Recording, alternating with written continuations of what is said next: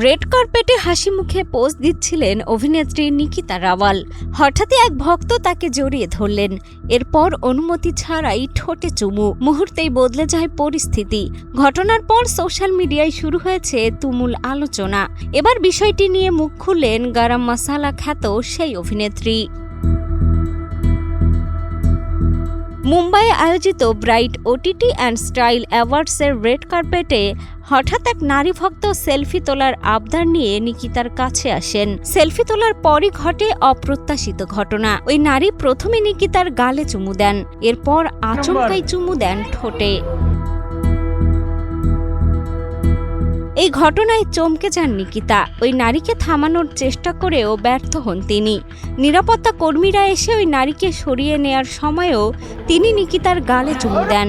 Red কার্পেটের এই ঘটনা মুহূর্তেই হয় ভাইরাল। তবে বিষয়টি নিয়ে অভিনেত্রী বলছেন, আমি ভুল কিছু করিনি।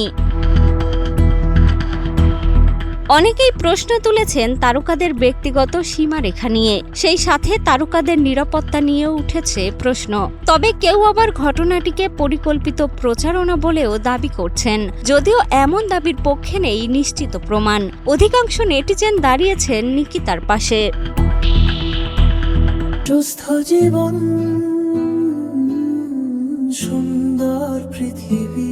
হিন্দি ও দক্ষিণ ভারতীয় চলচ্চিত্রে কাজ করে পরিচিতি পাওয়া Nikita Rawal black and white, mister hot, mister cool, গরম মশালার মতো সিনেমায় অভিনয় করেছেন। সামনে আরশাদ ওয়ারসি ও চাঙ্কি পান্ডের সঙ্গে রোটি কাপড়া ও রোমান্স সিনেমায় দেখা যাবে তাকে।